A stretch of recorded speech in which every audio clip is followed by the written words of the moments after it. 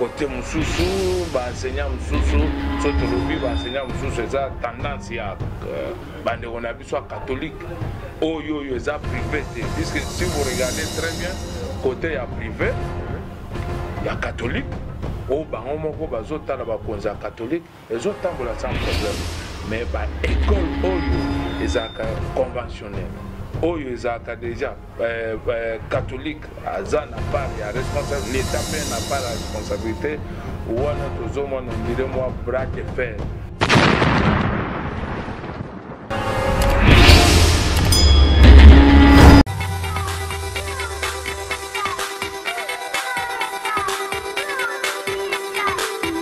C'est bien votre journaliste Ali Raphaël Kengele, le défenseur du bien. Vous êtes sur la chaîne Émergence, une chaîne qui vous pousse à aller vers le haut. Abonnez-vous très nombreux à notre chaîne et surtout, mettez une pouce.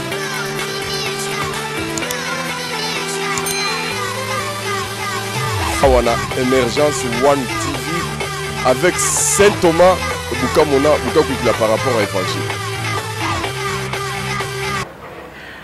Oui, bonjour et bienvenue chers internautes, et c'est Moussa Kamakasi. Tant qu'on a poussé la présence Nabino parce qu'il y a que vous avez toujours nombreux pour la émergence One TV, vous avez monsieur Sapi, ça c'est la même Moussala où vous avez toujours. Et c'est Moussa vraiment Makasi, on a plateau parce que nous avons un de parents où vraiment, là nous avons un parent, donc ce n'est pas un parent. Le cas parent, je ne pas boutaïka, moi, je bien un parent, non. C'est un vrai parent, un parent qui porte vraiment les casquettes d'un parent. Et comme on a eu bon comme papa, il y a Miller Mwango, l'autre sur le plateau. Bonjour, monsieur Miller Mwango. Merci beaucoup, monsieur le journaliste. Oui. Bonjour. Oui, bonjour. Comment ça va? Santé, nini? Santé, ça bien, Randenge, Zalana Congo, mais je tiens à préciser, c'est Miller Mwanga. Mwanga. Miller Mwanga, oui. Veuillez m'excuser, mais qui a un peu changement comme on a on va former. Et plusieurs exemples, le petit, il y a un plateau émergence One TV et bien impressionnant les Randenge. En tout cas, je suis premièrement très content. Nous avons des jeunes comme vous, une organisation Oya Congo. Donc, vos initiatives m'ont bien. Que, en tout cas, il faut créer moins emploi, peut-être dans Simanayo, et peut savoir aussi Batumususo, vivre et puis. Qu'on développer peu maïele na sens au bino en tout cas encore une fois de plus félicitations. Oui, merci, vraiment merci. Le plaisir est pour nous, papa. Et déjà, tu as déjà un sujet habituel parce que nous parlons de rentrée scolaire. C'est ça. Il y a cela déjà 2 mois que rentrée Zalaki et puis rentrée Salami. Donc, par rapport à rentrée Salami, impressionnant les Andingeni. S'il faut faire une analyse par rapport à la rentrée, yo en tant que parent, oui, Kolobanini. En tout cas, en tant que parent, et surtout cette année. Cette année ici, Yomogo Oyebike, c'est presque dans le monde entier. C'est une année spéciale. Spéciale pourquoi? Pour la Covid, Oyo est frappé. Et les grandes puissances et les petites puissances et à la moana mouindou. Donc ça a perturbé beaucoup de programmes. Donc même sur le plan économique, tout ça, mais sachez très bien que sur le plan il y a enseignement, ça bougeait partout, même bateau la technologie à Makassi, ça bougeait, mais pourquoi pas Netibiso na Congo en particulier vraiment et pas na biso et bougete parce que batunion se base de difficulté biso peut également tozana même ça que batunion tozana na planète mususu tozana na planète moko qui est terre. Donc retour à rentrée scolaire et surtout na ba moment où tu traversais un moment difficile à cause du coronavirus. Et il se peut que certains parents ont des difficultés financières et surtout sur le plan financier ils ont des difficultés il y a de cela déjà 2 semaines. Est-ce que tu as rentré en réussi ou ils ont réussi? Bon, vous savez, et pas dans Bisso, dans Congo, ça a pris si peut-être mémoire n'angaï et les autres aïe ngate. Peut-être plus de 20 ans. Ou même quand nous aussi, on était sur le banc de l'école. tozomona kamwa biloko wana ezozonga zonga kaka surtout soki rentrée scolaire esalemi. Donc première semaine ou deuxième semaine ezalaka kaka bongo timidement malembe, je ne sais pas ce que eza kota baparent biso baparent ou soit eza caprice ya bana baparent mosusu bazalaka na bango prêt sombeli bana bango nini mais bamosusu bazalaka mpe prêt te par rapport mpe ya situation na biso économique ndenge ezalaka kaka. Mais à un moment donné ndenge ezalaka na avion, après 15 minutes à décollage, vous allez voir que bon, le pilote peut laisser même apparaître. Donc ça veut dire que dans un mois, ça peut prendre, bien que côté Moussoussou, enseignant Moussoussou, Sotolobi, enseignant Moussoussou, ça tendance à soit catholique, ou ça privé. Puisque si vous regardez très bien, côté privé, il y a catholique. Au bango bazota la bakonza catholique les autres tambola sans problème, mais ba école oyo ezaka conventionnelle oyo ezaka déjà catholique aza na part ya responsable, l'état peut na part la responsabilité wana tozomona on dirait moi bras de fer. Mais par rapport ya ba ndeko na biso mususu ba musulman protestants, armée du salut, donc bango bazo répondre bazo kende sans problème. Oui, merci, nous allons arriver à point wana. Et ma question est celle, c'est par rapport à Yannick Otolo tout à l'heure que non et bandraka ka mon amour rythme moko avec vraiment timidité moko boye le col makambo ezandé même n'importe nabino. Mais nous savons une chose que les temps ont changé. N'importe nabino, n'importe nabiso, il y a vraiment une grande différence. Surtout, on a insisté plus sur le plan financier. Parce que moyens, les parents, ce ne sont pas les mêmes moyens que les parents ont dans la période de alors, si n'a pas période où on a rentré dans la timide et que l'année où on a période où on continue à timide, c'est comme si rien n'a changé. Bon, c'est là où je voudrais un peu mettre un peu, pour préciser moi et l'autre moko. Exact que surtout dans le domaine où il y a éducation, bien il y a rentrée scolaire. Attends, dans le domaine Moussoussou, j'ai toujours entendu à l'époque où on a qui bien. Non, ce n'était pas aussi normalité. Peut-être les gens qui étaient dans la grande ville et puis qui travaillaient quand même dans la grande société, telle que Onatra, Jekamine, Miba, mais maintenant les gens qui étaient au village, c'était très compliqué. C'était aussi très compliqué dans l'étape. Mais quelque part, nous voyons maintenant comme Batouaza tendance à vous zonger tout le temps le même discours quand vous répétez loko moko moko moko moko. Donc finalement au moins on appelle que non comme une réalité. Or nous sommes quelque part distraits. Moi j'ai toujours dit, prenons un exemple, d'ici là et aux Alaba fête. Comprenez? Mais vous verrez les parents, ils ne doivent pas demander que non va repousser fête à Nouvel An ou bien à Noël. Hein? Mais il va se battre, se casser 1000 morceaux de façon à satisfaire Bananaye, Banabalia Soso, Banabala Tapé. Là, c'est l'événement de tout un Congolais. Oui, oui, c'est ça. Mais pourquoi Bako repousser Datoanate? Mais concernant maintenant l'éducation à Banana Bisso, Otozo préparé le non, quelque part, les parents vont s'adustrer. Et après, non, ils non, non, ça vraiment, moi je dis en tant que parent, je sais très bien que Nami prépare à malembe, même avant 3-4 mois, que pour ne pas être dérangé.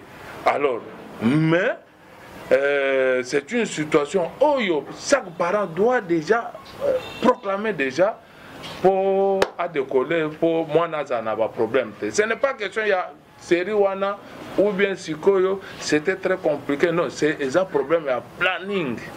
C'est un peu ça. Oui, merci. Parce que je me rappelle encore dans le langage au Bapara Bazaro le Belabiso. Lorsqu'on s'approchait de la rentrée scolaire, Bapara Bazari plus que Bisabiso Kake. Non, bon exalté. Mais afin de compte, tout le monde a pu passer le rentrée. Aux hommes qui ont uniforme, à Sikoyo, ça qui est bien, moi qui est bien. Mais natangi classe ti nazwi diplôme natikala komona mokolo moko te pareil bisanga ke mwana ngai ya ne oyo okozonga en forme biloko te kozala ya sika nayebi te sino époque na bino mpe langage ani ezalaki te meka na oyebisa biso nani est ce que ezocontinue mpe kaka ti lelo bon en tout cas quand vous dites ça nazomona ma idée ebele na mutu langage wana ezongaka moi aussi que en tant que parent nalobelaka bana mais pourquoi des fois nande na komi pe mukolo et aussi responsable na bana ezaka des fois maloba moko stratégique oui para ne peut pas venir dire na mwana na ye oui na kosombelo mutuka po banda okende nango na classe ou soit aux fusées ou soit aux la tapis roulant ou ainsi non parent akoyebisa azopesa mwana na ye non tout n'est pas rose. Et ça difficile, il faut qu'on se batte. De façon que moi, non, effectivement, parents nangai, parents nangai, batini nangai, tout ça, bien que au début, verbe à liboso papa bana au conjugué, c'était que moyen zate. Et ça va motiver aussi l'enfant. Ah, moi je suis allé maintenant, papa Salibo a bondi pendant qu'il y a des classes. En tout cas, cette fois-ci, on a redécevoir papa Nangate, puisque bah moyen oyo et musika. C'est même à Nandaku, papa. Vous ne pouvez pas aussi se très bien. Je ne sais pas si vous avez des enfants ou comment, mais à ta voisin ou bien la famille, parents. Oui,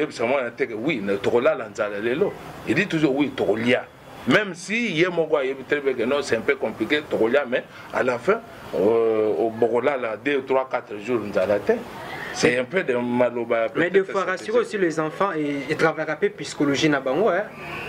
Non, là je voudrais aussi préciser, il faut que là, je vois peut-être, il faut parents azota là en face naï azana mwana nino azora.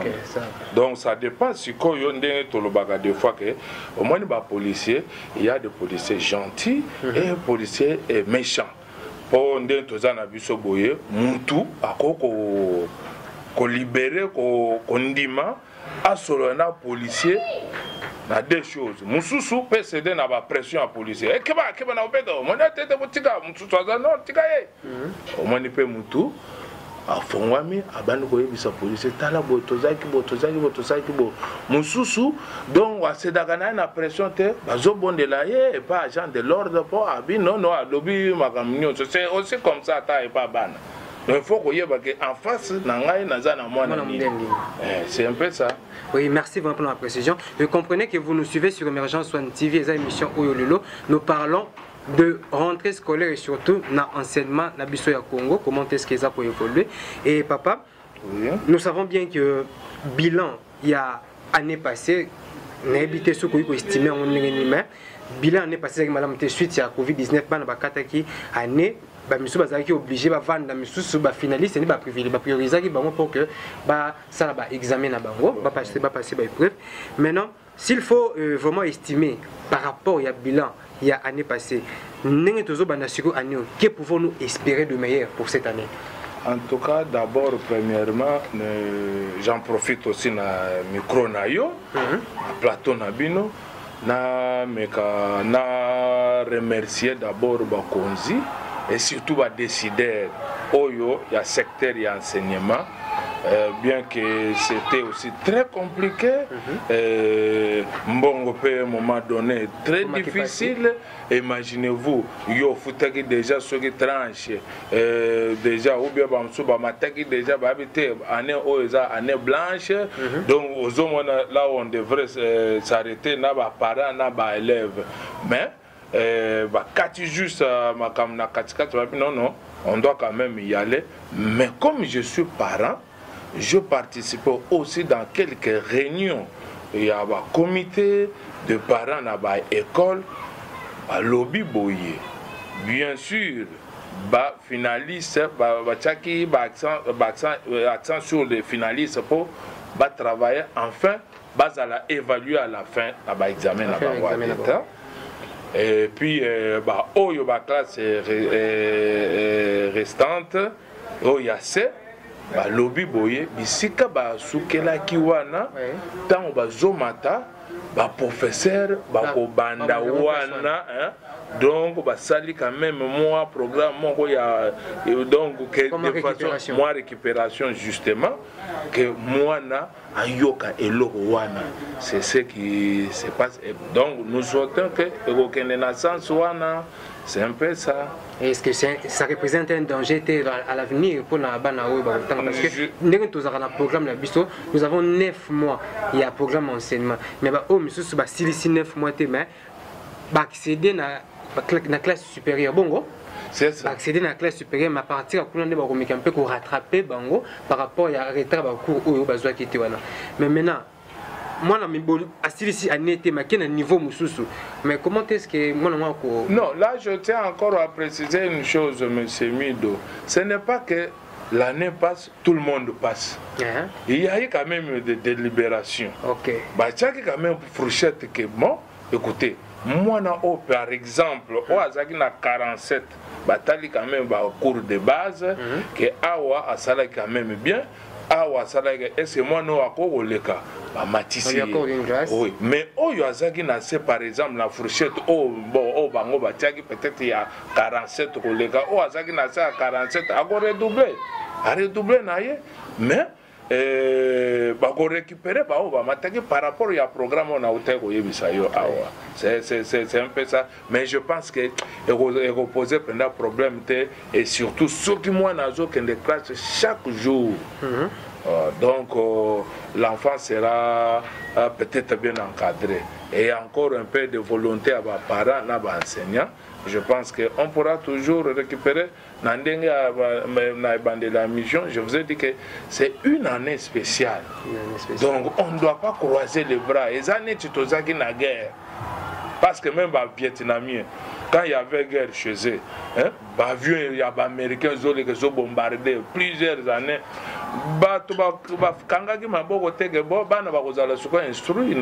Après, non. Au moment où on bombardait, donc c'est un peu ça. Donc c'est un peu ça. Oui, vous êtes parent et je sais que vous fréquentez aussi certains enseignants parce que au de la évolution, il y a bien. Et par rapport il y a un enseignement à Bissau. Enseignement à Bissau niveau sur le plan international. Est-ce que ça a vraiment la norme? En tout cas sur le plan international, ça vraiment je ne sais pas. C'est comme si, bon, ça c'est une question des journalistes, bien sûr. C'est comme si vous avez reçu le ministre ou bien Bateau Bazana Bakana Loana. Mais je ne pense pas que nous sommes vraiment à côté. Prévenez que Naïbi Kame Bane Nabiso est belé. Professeur des universités, grand docteur, donc grands économistes, ingénieurs, ainsi de suite. Donc tout le temps cacao. Mais à la fin, ils ont brillé. Ça veut dire que nous sommes dans les bons. Non, par rapport à niveau Bazaki, non, les accepter facilement. Mais en tout cas, mais ça quand même quand vous partez de l'autre côté, il a fallu un peu moi système il y a moi rodage, peut-être chaque mot que ça en réalité mais je ne pense pas que biso to zakalibanda ou bien to za la que non. Donc, à ce que je sache, pour chaque enseignement, enseignement au Belge, le même système. C'est comme ici, le mise à jour et ça, les marathons, l'enseignement. Oh, là, ça c'est vrai. Là, c'est vrai. Constat, nous avons suivi plusieurs experts. Il y a grand docteur, grand professeur. Oh, il faut décider, il faut avoir courage. Revoir programme, surtout ça. Revoir le programme, ataba konjo yo tozana bango sikoyo. Donc il faut sikoyo avoir courage, battre le programme parce qu'il faut bailler que na Congo on a besoin de quoi? Exactement que ozoye la mutu, oh histoire ya Jeanne d'Arc. Il y a français, puis soit au temps on a msani.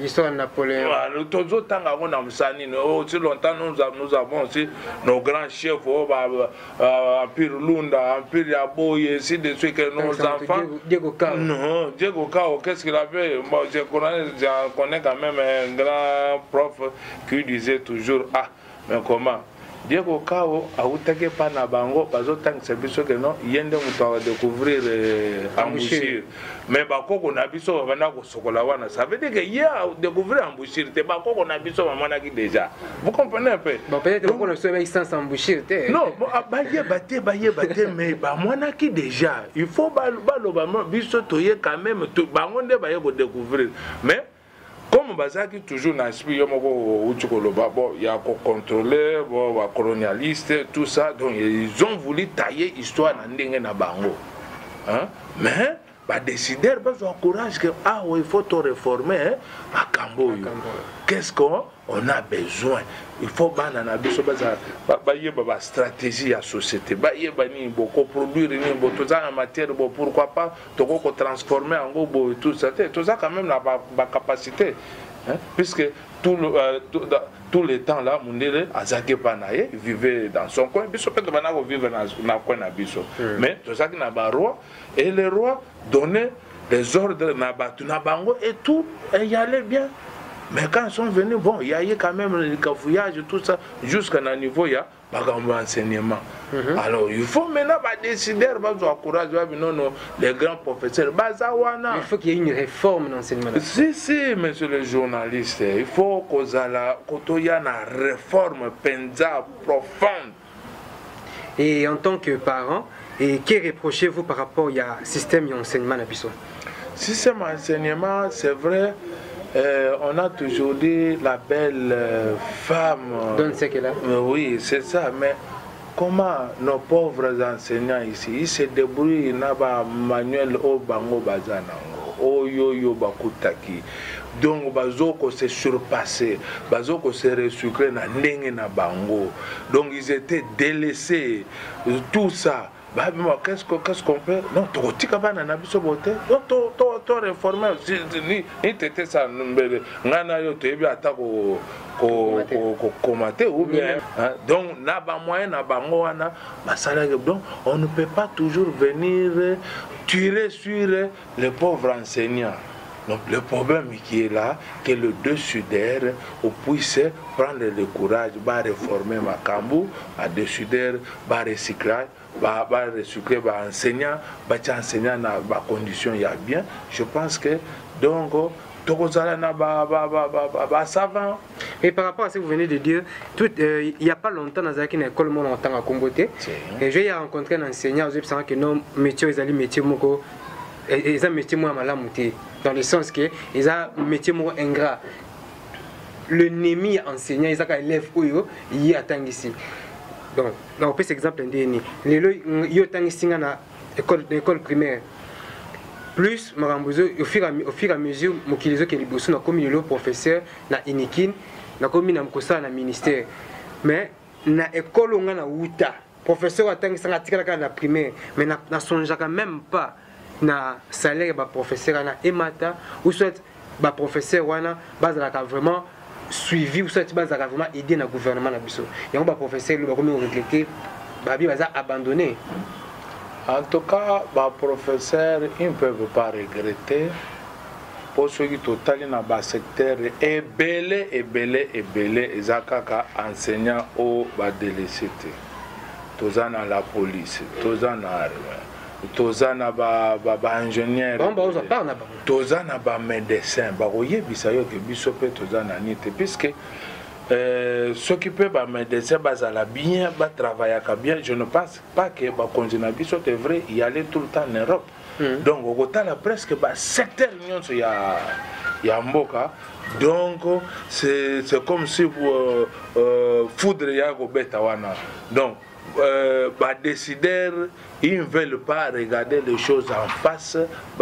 Non, cette fois-ci, organisons-nous pour Makambu et Kende bien. Ce n'est pas seulement l'enseignant, mais il y a très bien que l'enseignant vraiment dans une situation très compliquée. Donc, Bakoki ko abandonné tes chers enseignants. Donc, mettez quand même vos mains dans la patte, vous faites un peu quelque chose en fait que banana biso banana bino bakene liboso sinon il y a une honte nationale. que moi na bana Congo ba yebi ko tanga te bana Congo ba yebi ko commenter. Pourquoi? Parce que vous vous êtes découragé. Surpassez-vous. Je pense qu'un jour donc récompense et Roya. Quand bien même ils sont mal payés, quand même va continuer lutte ba kena ngoti na suka. Bon, je pense que dernièrement awa to mana ba secteur mususu ba enseignant ba bana ko sepela ba non cette fois-ci un régime oyé il touchait 120 000 francs qu'on a triplé. Bon, je ne sais pas si c'est exact, mais yoga qui fait ba enseignant mususu bazo loba ndengo wana. Mais tozoma ba mususu baza mécontent. Neti ba catholique on a lobaki awa. Bon, comme ils étaient habitués, bah para ba futaka ba motivation en dollars pour na bango ba mane non ya manga. Bon, c'est une chose vraie que il faut battre ba équilibrer tout ça. Est-ce que vous allez ba catholique banga moko et bon soko ba mususu bazala na non mais entre temps atawana muke wana obaye obakisa wana ils partent quand même toucher ça à la banque. Bien que bazo ça ba grève. Mais sur un message et un téléphone avant puisque un message on va toucher. Là ils ne disent pas que bon biso toza na grève à toucher à fani na e. Donc vous comprenez là maintenant qui voilà tout comme on a point là tout comme on a moment là il y a gratuité et plus toujours évoluer. Je rappelle que vous s'abonner plus d'Emergence One TV émission où vraiment et que vous allez toujours en apprendre à servir bien surtout chaîne où ils ont toujours un service et abonné naie la Pessimbote et la Véronica Lodge et surtout Sandra Mbabou et Carlos Joseph et papa toujours quitté tout qui devient malé me vers la chute à émission Nabiso et admettons le long d'ambassade le classe comme ministre il y a enseignement primaire et supérieur. Alors qu'est-ce que vous allez apporter ou ça là on est comme amélioration dans le système Nabiso il y a enseignement. Là c'est vraiment une question très très complexe.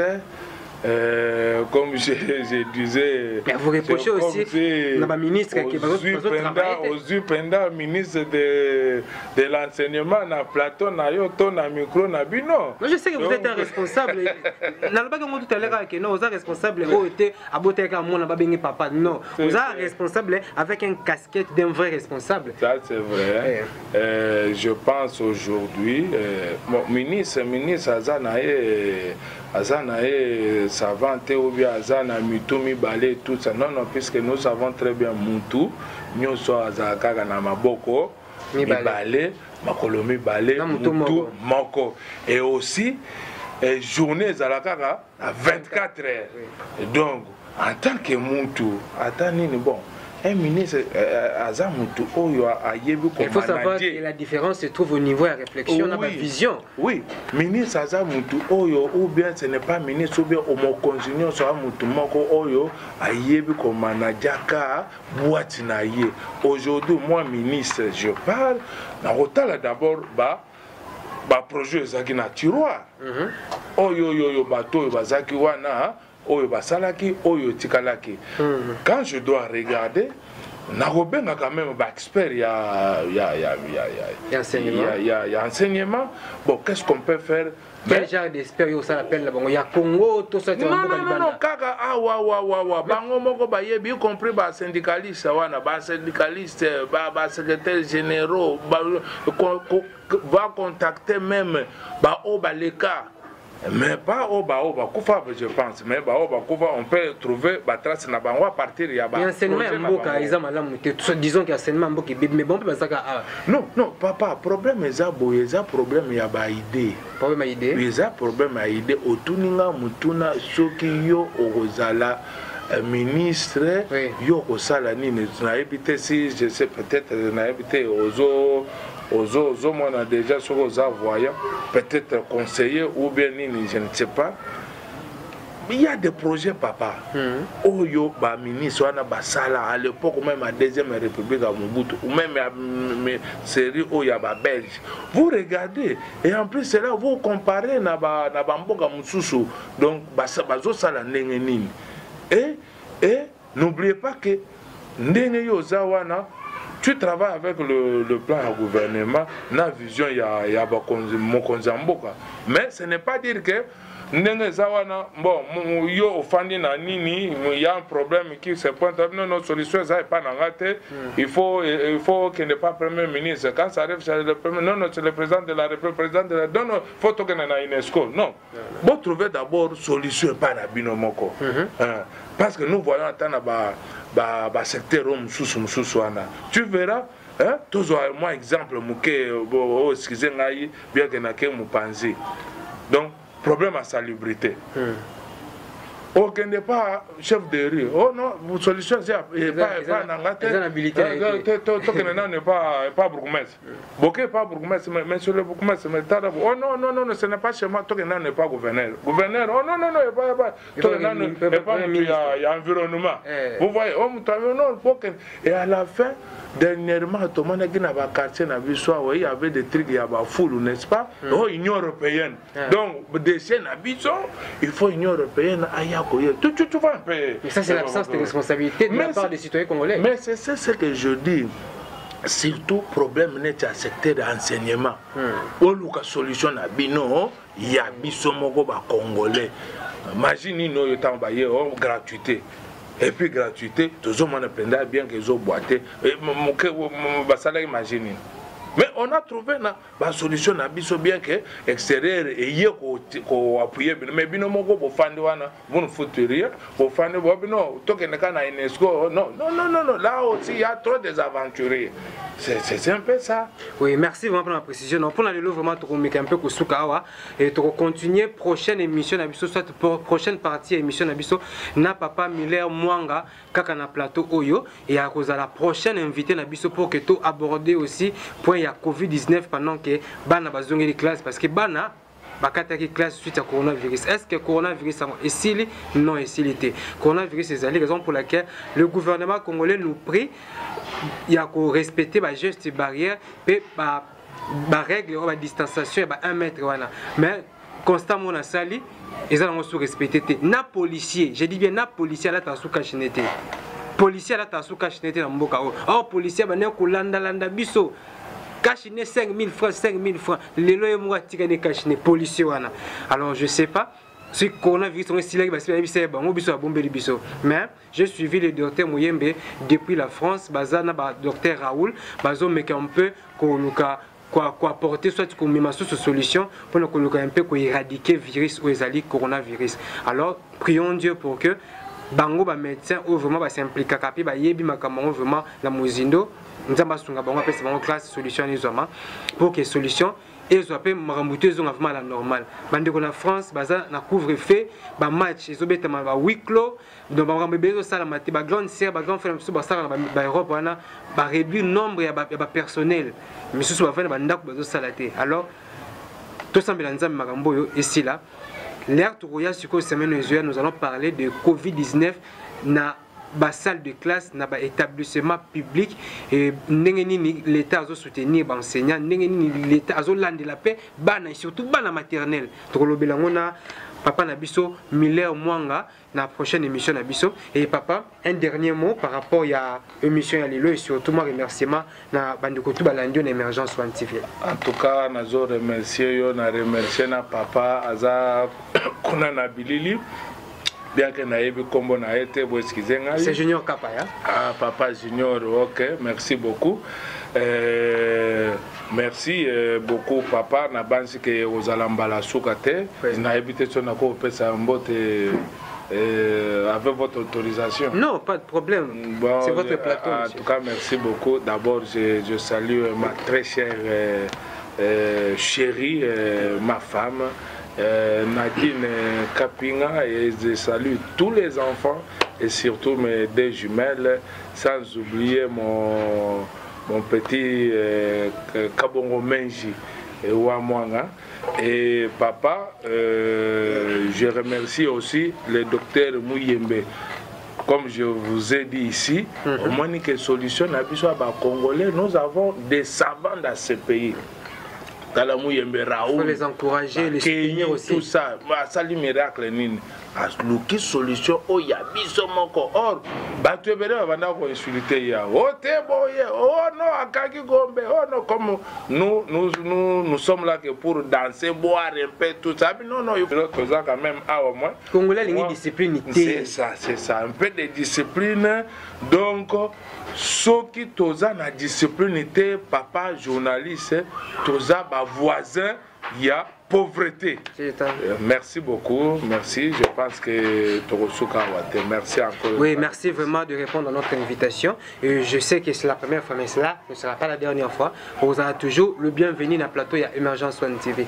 Et un grand merci vraiment à l'équipe technique, Messima ingénieur Kapaya, ingénieur de l'air ingénieur, petit Nangaï Moko, petit Nangamoko Israël Zolana, puis petit frère Nanga vraiment Motema, Novi Douma, Napesi Mbote Sikozali, Napesi Mbote Mingi Lissus, na maître Fabrice Loboko base ya Kaoka ceinture noire et Simbam Maboko na surtout Michael Bassansa na pesi mbote mingi na ingénieur Vicky Madissa yo muto parlera plus sur le réforme et enseignement Emergence One TV ezali à pona yo yaka ya représenter projet na yo to selon ensemble et permettre que bakonzi bayo kapé yo bazwa pe idée nini ba ko ça ou cette comment est-ce que va répondre yo bana no surtout ya yolo Kaoka commune na Kalamu district ya Funa ba Congolais tout ba Kinois tout to pesi bino vraiment beauté la bo sanité papa na ngai pena na lingaka mingi le grand formateur Saint Thomas buka mona buka kukila ceux qui ont monité kondimaté tout à l'heure to zana na plateau oyo et na bo sanité sous vraiment té ba master tout ba linganga mingi ba abonné nyo surtout ya Emergence One TV continuez toujours à nous soutenir de près tout comme de loin vous avez toujours un point à biso un bon week-end à tout le monde merci vraiment à Josué Kigoma au revoir.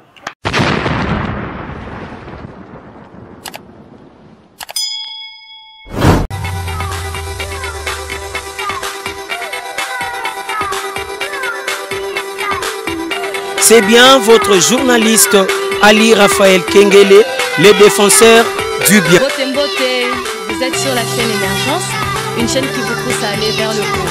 Abonnez-vous très nombreux à notre chaîne et surtout mettez une pouce.